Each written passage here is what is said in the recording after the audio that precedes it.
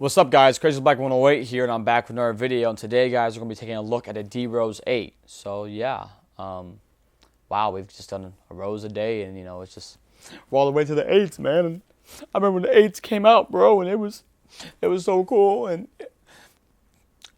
all right, I'll shut up.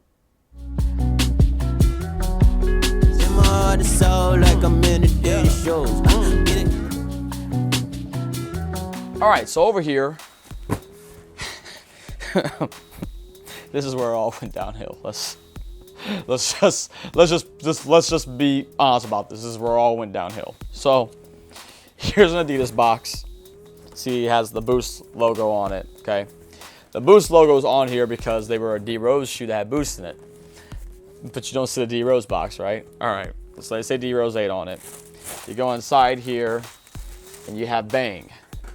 The D Rose 8s, man, and this is actually a pretty dope colorway. When it comes to D Rose 8s, let's just run down through tech real quick, and then we'll go from there. So the upper on this one is a mixture of fuse with this like jacquard knitted upper. You have nice padded ankle collar. There's a TPU heel cup in here. You have a full-length Boost midsole that has that's caged here up on the forefoot on your left side of your foot here, and you have the Rose logo actually placed right there too, which is kind of nice. You see that? Look at that. Look at that little D Rose logo. That's nice. That's nice. Our logo, I should say, signature, not the logo. Then you have this outsole that is like this, like raised, nubbed patterns that have like pivot points in it, and then you have this right here, which is your torsional support piece, which also comes up over here to the Boost on this side. The Boost is fully exposed on this side though.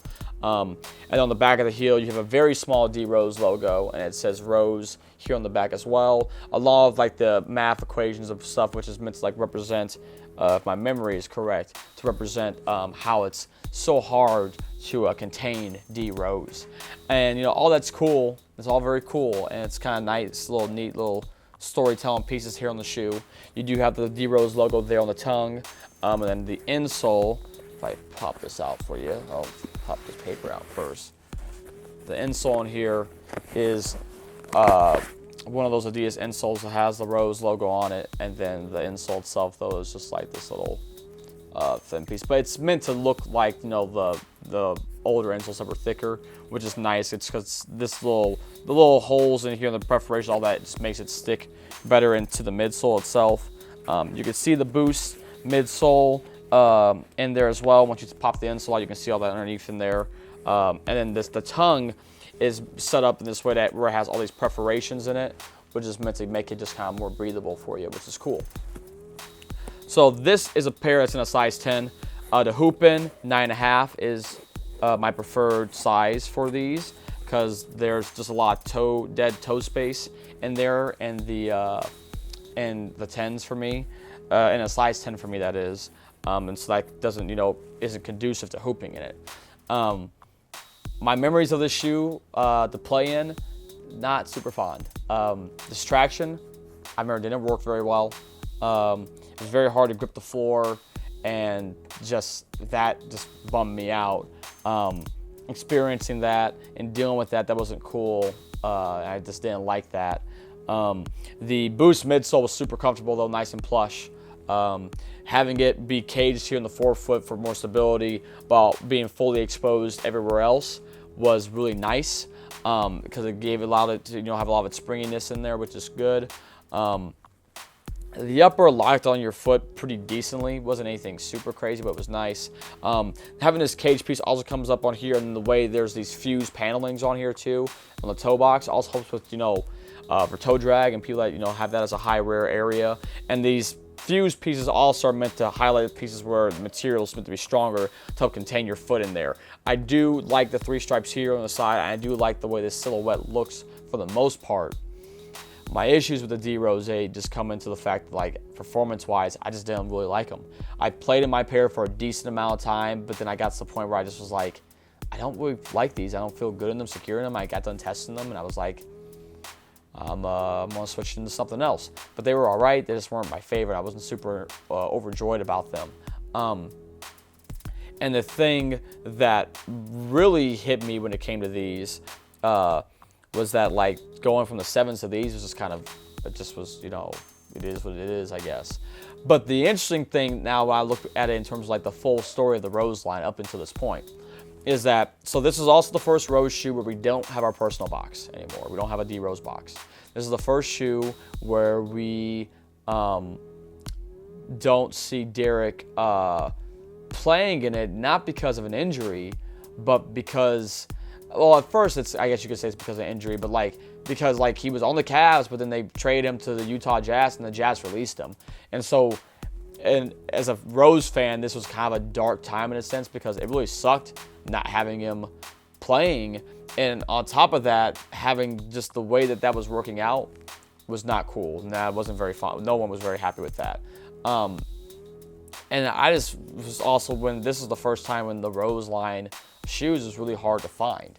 Like, I couldn't find this shoe in stores. I think Finish Line only carried one colorway. Foot Locker, I don't remember carrying many colorways. East Bay, Adidas.com had some, but this is where like the Rose line really started like showing up only overseas. And then this college players I think had these because there are a lot of different college colored and like NCAA colored team shoes for this. And so with that, it was just a very frustrating thing. One other thing to talk about this upper before we kind of wrap this review up is that the upper on here, all these little white speckle parts here in this jacquard, I believe they're 3M. When you take a photo of them, they reflect more so than the rest of the shoe, but it could also just be the patterning on it. But if I remember correctly, even on the other colorway I had, the original only colorway I had, which was the black with blue and grayish on those were reflective here on the jacquard as well. So, and yeah, I don't want to bash on D Rose 8s. They're not a bad shoe, like looks wise to me. You know, it all depends on the colorway, but I just don't have that fond of memories on them, and it was just, you know, kind of a bad time. And also too, money wise for me at the time, just wasn't able to afford to get anything more than that one pair, because I was really looking at making sure I spent my money on other things, life wise, kind of films and school, and also like I was trying, like the shoes I was buying were more work related, so I was buying like Ultra Boost because super comfortable on Ultra Boost, and it was just, you know, my nice easy casual shoe to throw on. So yeah, Rose 8s though, pretty decent and cool looking shoe. Not the best performer, but it is what it is. Tomorrow we'll be back with the Rose 9s. Yeah. The funny thing is, you know, I'm wearing the Knicks jersey today for the video because it matches the shoes, but he never wore this shoe with the Knicks. The Knicks didn't make the playoffs, and then also he was traded then to the Cavs. So, was he traded to the Cavs, or was he a free agent to the Cavs? He may have been free agent signing to the Cavs, I think Cavs for a 1-year contract, which they then trade him to the Utah Jazz, and then the Jazz released him. And then the Timberwolves signed him in the coming weeks after that, but when they signed him, he came back playing in the 9s, not the 8s. Fun little story for you. I'll see you guys tomorrow, though, for the review of the 9s. Until then, peace. Have a great rest of your day and night. Bye.